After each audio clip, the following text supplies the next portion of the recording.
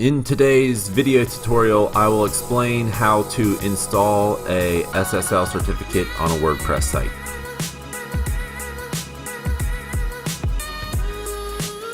Welcome back to Optimized, and today I'm going to walk you through exactly how you install your SSL cert that you got from your hosting provider. And this is going to be a very thorough and comprehensive video tutorial here, because there is more to it than just getting your SSL, the SSL forced through and stuff like that. So I'm going to show you everything that you need to do, and this is best practices. This is what Google wants you to do. So if you notice, I logged into WordPress, and for the past week or two, this message right here has been popping up, right? So we need to get a privacy policy. And I think this kind of just goes hand in hand with the SSL. You should just have a generic privacy policy at the very least on your site. So we'll go ahead and address that first. So I'm going to hit dismiss. I'm going to go to pages, and I'm going to add a new page because I do not currently have a privacy policy page. So I'll go to add new, and I will make a page called privacy policy. Privacy policy. We will use the Divi builder, and we'll come down here and we will go insert, and I do not make these privacy pages look pretty. I just get the content on the page, and that is that. As far as I know, no one will ever look at this page. So we get a text. We're going to insert a text module.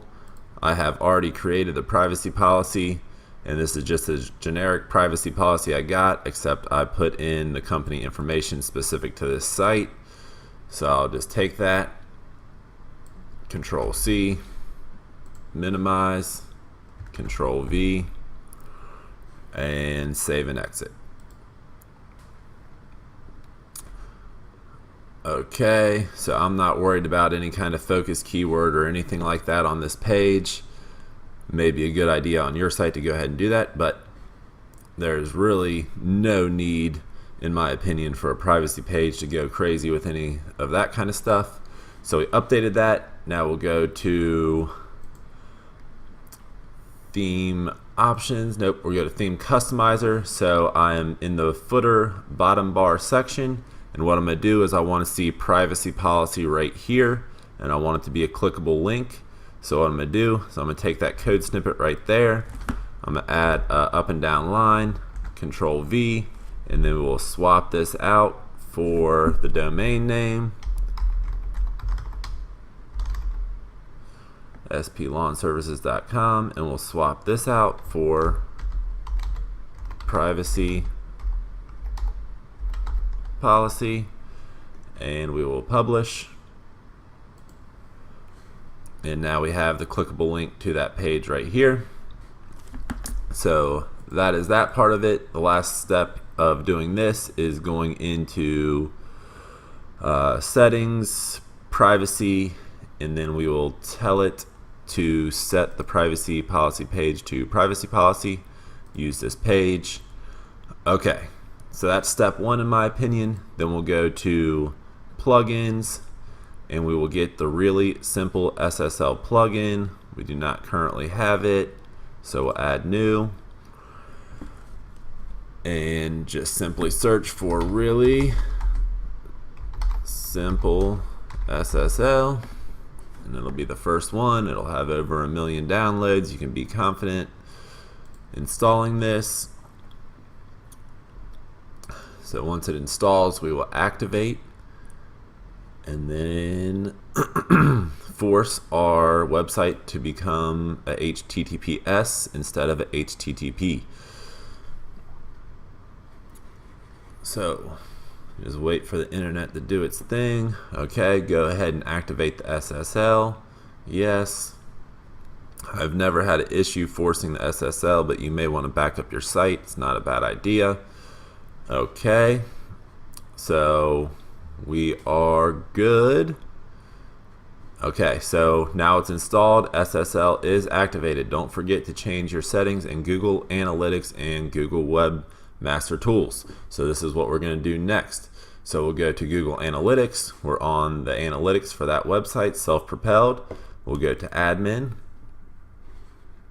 property settings, and right here define URL, HTTPS, come down to the bottom, save. So that's that. And then you come over to Search Console, and if you notice here we have HTTP with no W's, splawnservices.com, and here we have it with W's. Now we need to add HTTPS with and without W's, so we'll come up to the top, add a property, and we will type that in.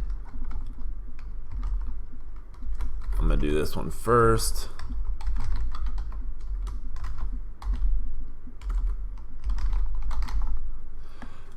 splawnservices.com, and we will add that.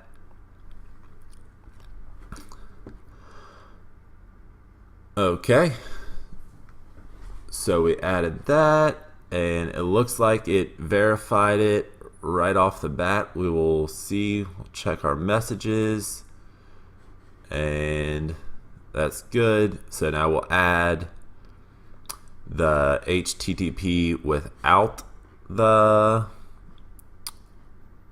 W's. So we'll go add property and HTTPS splawnservices.com, add. Okay, and then what makes it really easy is just running through the messages here. We've already added all our sites, so we don't need to do that. Set preferred version, it's already set to, I don't set it to the www because to me that just makes it longer, and the shorter the better in my opinion. So we'll go to choose a country.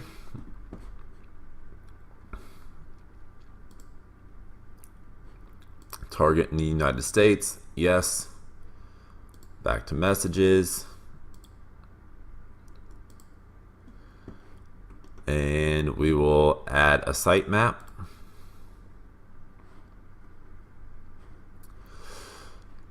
So you click right there to add a sitemap. To get your sitemap, assuming you have Yoast installed, we need to log back in because we forced the SSL, so we need to log back in. So we'll log in again, and we will go to Yoast because that is one of the nice features about Yoast. They create that XML sitemap for you. You can find it in features. Click on the question mark, see your XML sitemap. You just need from the S on, Control C, come back over here, Control V, submit,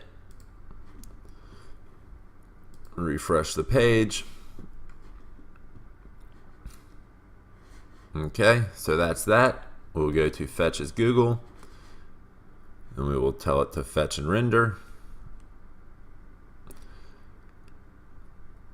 And then we will come back to the HTTPS with the W's, and we'll do those two same things, fetch and render. Add a sitemap.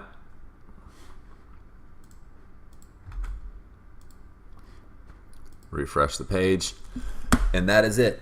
So that is exactly how you want to get your SSL to actually show up on your website, because your host will take care of all of the back end stuff. I haven't ran into a host that won't take care of that for you.